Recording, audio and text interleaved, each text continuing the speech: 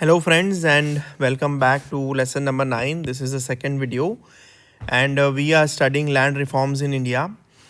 In the first video of this topic friends, we have studied about what is the meaning of land reforms, what was the reason for land reforms in our country after independence, what was the agricultural situation at that time, and what was the necessity of land reforms. Then we also saw what were the different instruments of land reforms that we used over a period of time and what were the objectives that were served because of those instruments. Now in this video we'll pay particular attention to the fact that how this land reforms translated into economic empowerment. So we saw that land reforms were done basically to bring about social and economic justice, right? For most of the poor and landless people, marginal farmers. So it was to give them social and economic justice. And how land reforms exactly translated into economic empowerment or brought about economic justice, that we will focus on this particular topic in this video. Okay, so land reform is not just laws, it must change incentives, behavior and markets. Okay, so this is very important. So when we bring about land reforms, like when we abolished intermediaries, when we did consolidation of holdings, when we did ceiling laws, etc. So it is not just laws, but basically it is to change incentives in the market. Changing incentives meaning when you give excessive land from a person having more than the ceiling land and redistribute it to somebody who is landless, so it gives them an economic incentive to work right in that particular land and develop that land.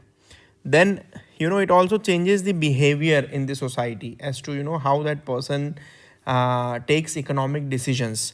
Then also it affects the markets, right? The demand supply will change. So all these dynamics should change along with the land reforms. So it is not just law, but it is very deeply related to economics. So how it changes incentives, behavior and overall markets, that is what we have to see. And what are these various channels through which this happens? Let us see. The first one is investment incentives, right? And farm improvements. Like I've told you, it incentivizes farmers to work in those agricultural field, maybe consolidated land holdings or the redistributed land.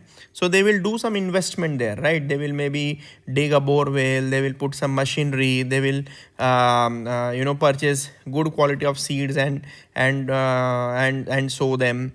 They will also do some farm improvement, like they'll have some irrigation system, etc. So secure title and assured tenancy makes farmers more willing to invest in drainage, soil conservation, orchards, irrigation, etc. So this is how it changes the incentives for the farmers. More investment there. Behavioral changes also happens. Tenant stake increase. So now these tenants who were previously not the landowners, who did not have the ownership rights, now they have legal protection. So with legal protection, tenants increase input use. They will use better quality of seeds, more fertilizers, right? Adopt innovations and avoid underinvestment out of fear. Now that they know that our land tenancy is protected, nobody can evict us from this land. So basically, they will obviously increase their investment. They will put more heart and soul and money in that agricultural land. Then redistribution and inclusion. Ceiling driven redistribution gives landless a stake.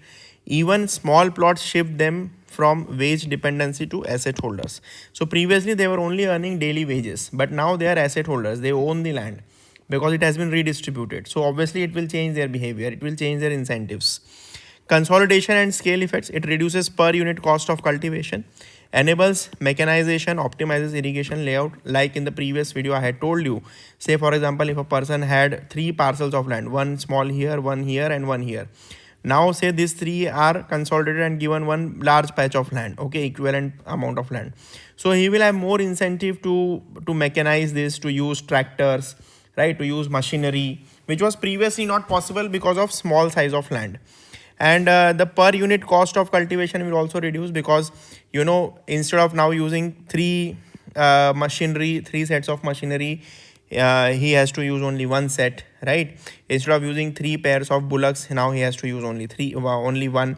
So like that, there is economies of scale. So there is scale effects, right? Scale effect meaning if you increase your land size, the efficiency will increase, and your cost of production will go down. So that is scale effect.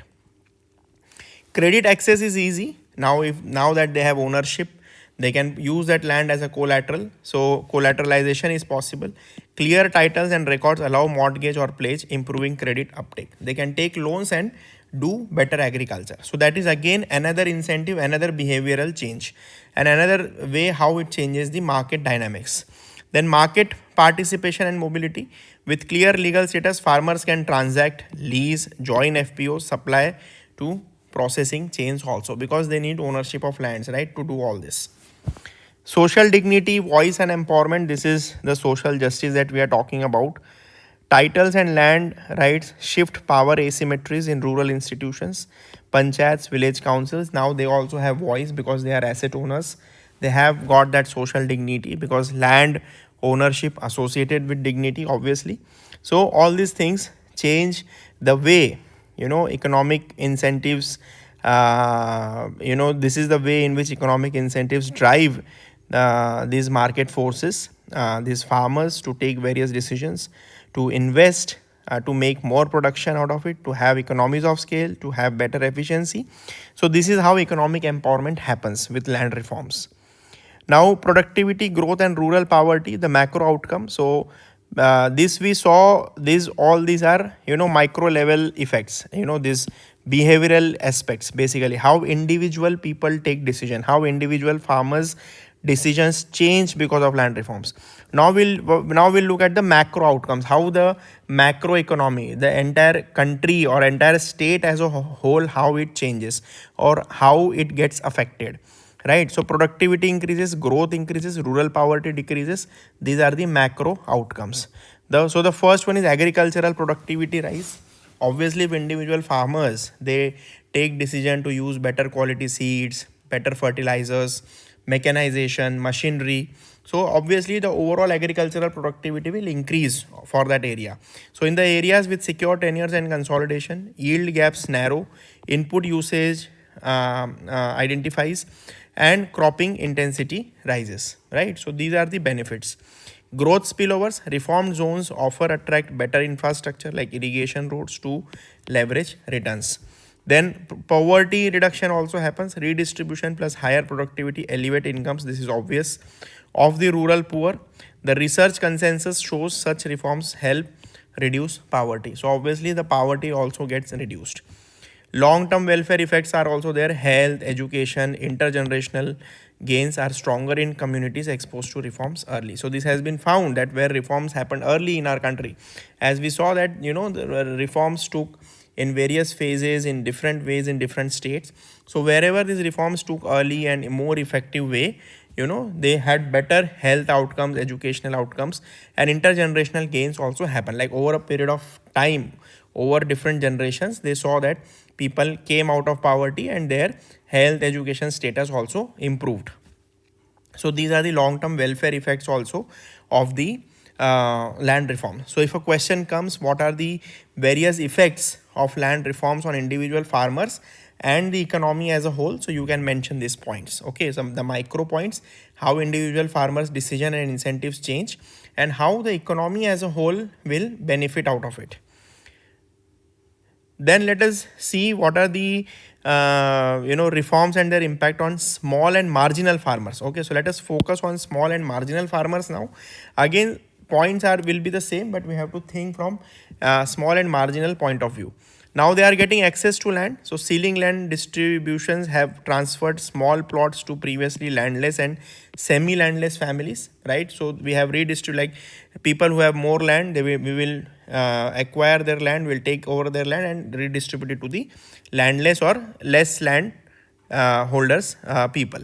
Right, security of tenure is given. Conversion of tenants, sharecroppers into legal cultivators improved their confidence. Consolidation gains in many villages. Consolidation, again the same thing. There's 3 patches you can remember. Now it has been combined into one. In many villages, small farmers could join pooling to improve connectivity to irrigation inputs and machine services. So these are some of the gains for the small and marginal farmers. Credit and services reach. With legal records, they better access subsidized credit, insurance and government schemes, because now they have records in their name, and better land usage is possible because of that.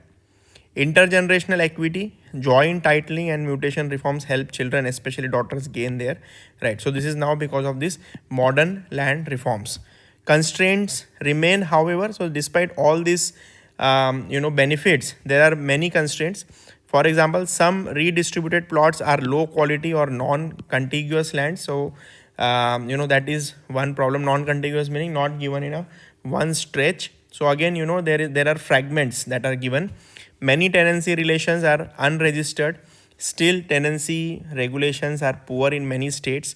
Resource constraints still hold even after land access. So even if people have land access, but other resources like better quality of seeds, fertilizers, irrigation, etc., is still a constraint for many farmers. So these are some of the constraints for small and marginal farmers especially. We'll continue land reforms in the next video also. Thank you.